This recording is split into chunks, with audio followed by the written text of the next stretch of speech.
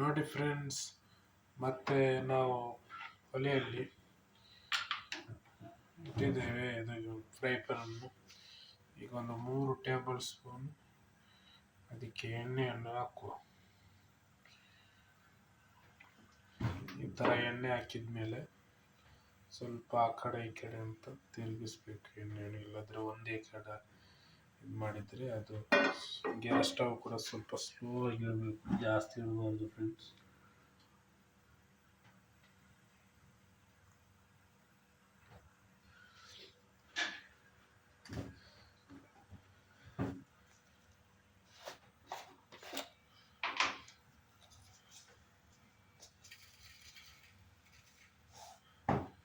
ಆಮೇಲೆ ಸ್ವಲ್ಪ ಜೀರಿಗೆ ಹಾಕಬೇಕು. ಥರ ಹಾಕಿದ್ಮೇಲೆ ಒಲೆ ಜಾಸ್ತಿ ಮಾಡಬಾರ್ದು ಫ್ರೆಂಡ್ಸ್. ಆಮೇಲೆ ನಾವಿಲ್ಲಿ ಒಂದು ಬೆಳ್ಳುಳ್ಳಿಯನ್ನು ಸಣ್ಣ ಸಣ್ಣ ತುರಿಯಾಗಿ ಕಟ್ ಮಾಡಿದ್ದನ್ನು ಹಾಕಬೇಕು.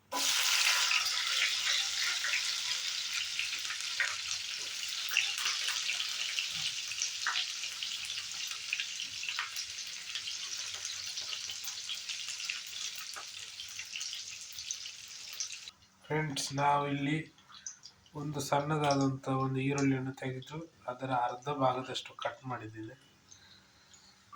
ಆಮೇಲೆ ಸ್ವಲ್ಪ ಬ್ರೌನ್ ಆಗ್ತಾ ಬರುವಾಗ ನಾವು ಈರುಳ್ಳಿಯನ್ನು ಹಾಕೋದು. ಈ ಥರ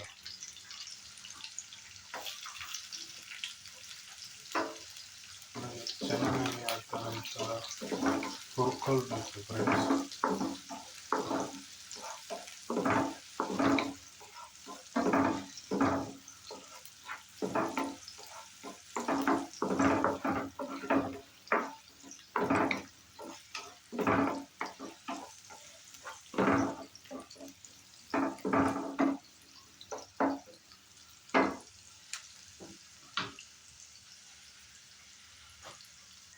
ನೋಡಿ ಫ್ರೆಂಡ್ಸ್, ಇದು ಸ್ವಲ್ಪ ಬ್ರೌನ್ ಆಗ್ತಾ ಬಂತು.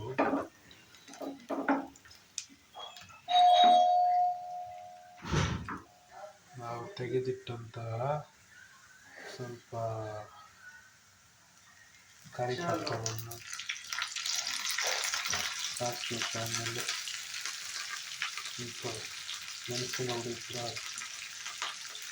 ಜಾಸ್ತಿ ಬೇಡ, ಸ್ವಲ್ಪ ಸಾಕು. ನೋಡಿ ಫ್ರೆಂಡ್ಸ್, ಈ ಥರ ಆದಮೇಲೆ ಅದಕ್ಕೆ ಒಗ್ಗರಣೆ ಹಾಕಬೇಕು.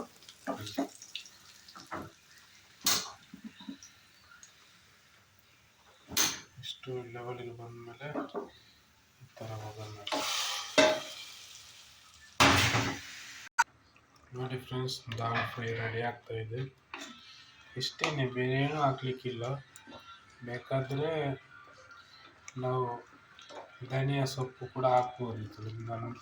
ನನ್ನ ಹತ್ರ ಇಲ್ಲ ಇವಾಗ, ನಾನು ಅದನ್ನು ಸ್ಕಿಪ್ ಮಾಡ್ತಾ ಇದ್ದೀನಿ. ನೀವು ಬೇಕಾದರೆ ಇದನ್ನು ಹಾಕ್ಬೋದು. ಇದೀಗ ಉರಿ ಬರ್ತಾ ಇದೆ. ಸ್ವಲ್ಪ ಒಂದು 5 ನಿಮಿಷ ಕಾಲ ಈ ಥರ ನೀವು ಸ್ಲೋ ಗ್ಯಾಸಲ್ಲಿ ಇಟ್ಟು ಸ್ವಲ್ಪ ಉರಿಲಿ. ನೋಡಿ ಫ್ರೆಂಡ್ಸ್, ಇಷ್ಟೇ, ಇದು ಆಲ್ಮೋಸ್ಟ್ ಆಗಿದೆ. ಇನ್ನೇನಿಲ್ಲ, ಅದರ ಜೊತೆ ಮಾಡೋದು ಅಷ್ಟೇ. ನಿಮಗೆ ಈ ವಿಡಿಯೋ ಇಷ್ಟ ಆದರೆ ಪ್ಲೀಸ್ ಲೈಕ್ ಮಾಡಿ, ಸಬ್ಸ್ಕ್ರೈಬ್ ಮಾಡಿ, ನಿಮ್ಮ ಫ್ರೆಂಡ್ಸಿಗೆ ಶೇರ್ ಮಾಡಿ. ಮತ್ತೆ ನಿಮಗೆ ಮುಂದೊಂದು ಅಡಿಗೆಯಲ್ಲಿ ಸಿಗ್ತೀನಿ. ಅಲ್ಲಿವರೆಗೂ take care, bye bye, good night.